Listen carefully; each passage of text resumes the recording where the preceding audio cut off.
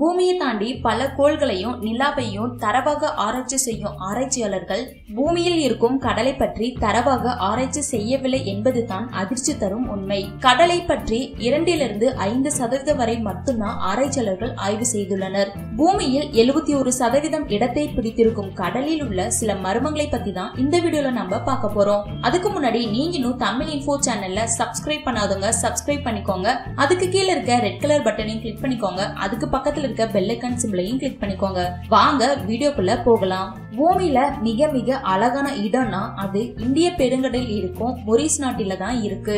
தென்மேற்கு கடலில் அமைந்திருக்கும் இந்த இடம் அண்டர் ஃபால்ஸ் என்று அழைக்கப்படுது. கடலின் மேல் பகுதியில் இருந்து பார்க்கும்போது மிக பிரம்மாண்டமாகவும் ரொம்ப அழகாவும் ஃபால்ஸ் போல இருக்குமா.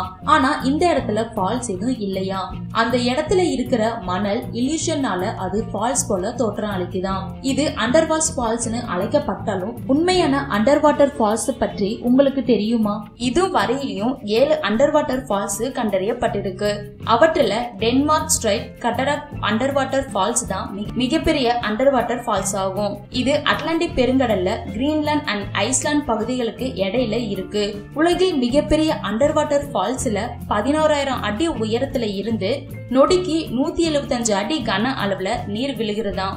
செகண்ட் பாத்தீங்கன்னா மில்கி சி பினோமெனன். 400 வருடங்களுக்கு முன் சேலர் ஒருவர் இந்திய பெருங்கடலில் உள்ள பல மர்மங்களை பத்தி எழுதியிருக்காரு. அவர் கடலில் பால் போன்ற தண்ணீர் இருக்கும் பகுதியில் இருந்து கடந்து வந்ததாக எழுதியிருந்ததை பார்த்த விஞ்ஞானிகள் 2005ஆம் ஆண்டு ஒரு குழுவை அமைத்து அது உண்மையா என்னன்னு ஆராய்ச்சி பண்ண தொடங்கியிருக்காங்க. இதனால இந்திய பெருங்கடலில் சேட்டலைட் மூலமாக 235 படங்கள் எடுக்கப்பட்டிருக்கு.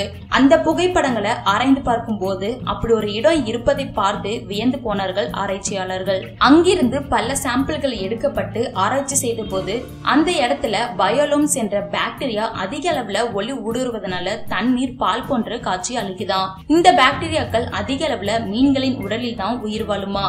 அதனாலதான் தன்னோட வாழிடமான மீன்களை கவர்ந்து இழுக்கத்தான் இந்த ஒளிய பாக்டீரியாக்கள் உருவாக்குதாம். தேர்ட் பாத்தீங்கன்னா அன்எக்ஸ்பிளைன்ட் சவுண்ட் அண்டர் சி. கடலில் தண்ணீருக்குள் அதிக ஒலிகள் எழுகின்றன.